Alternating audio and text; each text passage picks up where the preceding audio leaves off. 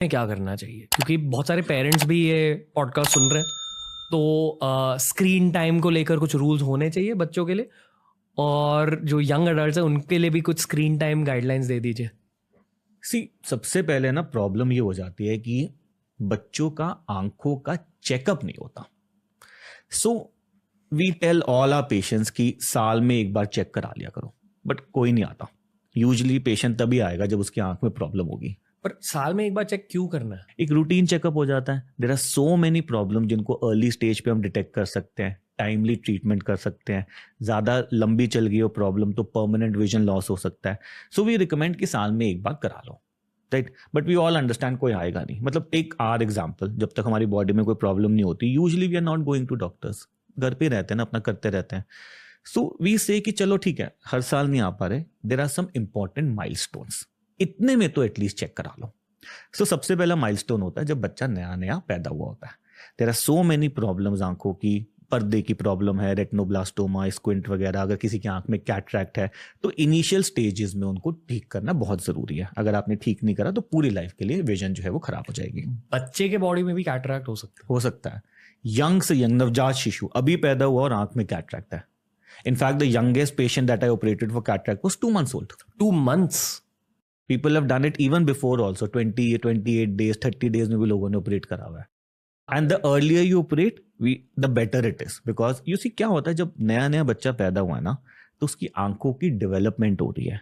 अब आप सोचो उसकी आंख के अंदर का लेंस वाइट है, तो आंख में लाइट जा रही है लेकिन पर्दे तक तो पहुंच नहीं पा रही।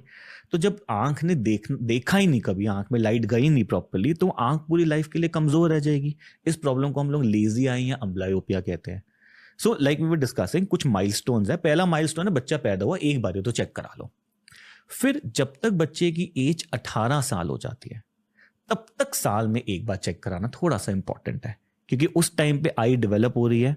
चश्मे का नंबर अगर चढ़ रहा होगा तो चढ़ना शुरू हो जाएगा। So you need correct prescription glasses. गलत चश्मा पहनाओगे तो पूरे दिन सिर दर्द, आंखों में दर्द रहेगा, चश्मे का नंबर जल्दी जल्दी बढ़ेगा।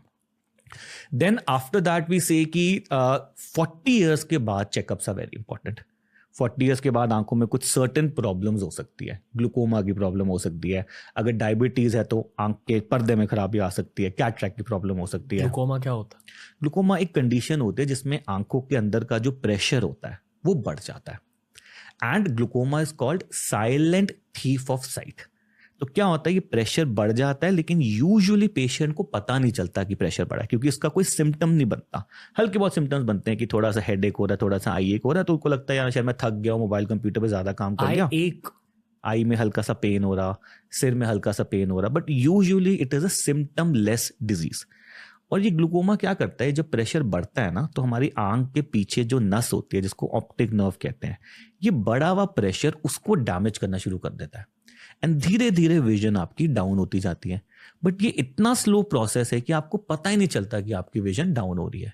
और जब एक सर्टेन स्टेज के बाद आ जाती है तो आपको लगने लगता है मुझे धुंधला दिख रहा है। Now you go see a doctor कि मेरे को धुंधला दिख रहा है, चेक करा, पता लगा रहे आपकी आंख में तो ग्लूकोमा या कालम होती है। और जो नजर आपकी कम हो गई उसको नहीं वापस ला सकते, जो बच गई है उसको बचा सकते हैं। दैट इज वाई किसी की फैमिली में अगर हिस्ट्री हो ग्लूकोमा या काले मोतिया की, तो उसके लिए बहुत इंपॉर्टेंट है कि 40 के बाद वो अपनी आंखों का चेकअप कराए। जेनेटिक डिजीज है ये?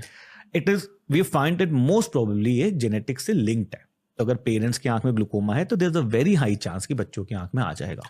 अगर ओवरऑल आपकी लाइफस्टाइल हेल्दी है, मतलब डाइट साफ है, एक्सरसाइज हो रही है, आप स्लीप पर फोकस कर रहे हो, etcetera etcetera, can you safeguard yourself from eye problems to a large degree? या eye problems you can safeguard from some problems, not all problems. देखो आंखों की ना 1000 तरह की बीमारी है, उसमें कुछ बीमारियां लाइफस्टाइल रिलेटेड है, राइट। जैसे हम ये बात कर रहे थे कि मोबाइल कंप्यूटर से चश्मे का नंबर चढ़ रहा है, ब्लू लाइट फिल्टर के क्या क्या हार्म्स हैं, या कुछ लोग आंखों में काजल लगा लेते हैं, कुछ लोग ऐसे मिलते हैं जो आंखों को कंटिन्यूस धोते रहते हैं, कुछ लोग ऐसे मिलते हैं कि आंख की नज़र कम हो रही है, गाजर हरी सब्जियां खाना शुरू कर देते हैं।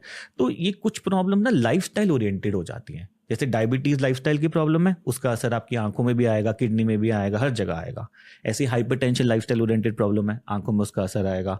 मोबाइल कंप्यूटर में लंबे समय तक काम कर रहे हो, लाइफस्टाइल ओरिएंटेड प्रॉब्लम है, उससे आंखों में चेंजेस आएंगे, ड्राइनेस हो जाएगा, चश्मे का नंबर हो जाएगा। तो कुछ problems can be avoided by modifying your lifestyle, but not all of that. मतलब ये जो मोबाइल कंप्यूटर का स्क्रीन टाइम रिलेटेड प्रॉब्लम है वही रूल है वो 20-20-20. हाँ, That's the solution. स्पेशली जो बच्चे हैं उनका तो मोबाइल कंप्यूटर का टाइम आपको थोड़ा रिस्ट्रिक्ट करना चाहिए.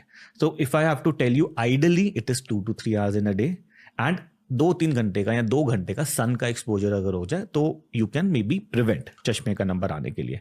अच्छा, आज की डेट में ना अगर चश्मे का नंबर आ गया है तो उसको बढ़ने से भी हम रोक सकते हैं. सो अगर किसी का नंबर मान लो 5 पहुंचना था तो उसको हम 2 या 3 पे रोक सकते हैं.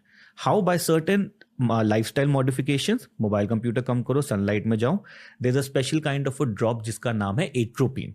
माइल्ड डाइल्यूशन में 0.01 में यूज करते हैं हम, रात को सोने से पहले डालते हैं, बट स्ट्रिक्टली मतलब डॉक्टर से पूछ के डालना है, ऐसा नहीं कि पॉडकास्ट सुन के डाल देना. And then there are special kind of glasses जिससे हमारा जो रेटिना होता है पेरिफेरल स्टिमुलेशन वगैरह में कुछ चेंजेस करते हैं और उससे चश्मे का नंबर बढ़ने से रुक जाता है. उसको मायो स्मार्ट करके आता है. So we have the technology कि अब हम जेनेटिक काउंसलिंग भी कर सकते हैं कि बच्चों की आंख में चश्मे का नंबर आएगा कि नहीं आएगा. अगर आ गया है तो उसको बढ़ने से भी रोक सकते हैं, और अगर लग गया है तो उसको परमानेंटली हटा भी सकते हैं. परमानेंटली हटा सकते प्रोसीजर्स के लेजर्स एंड ICL.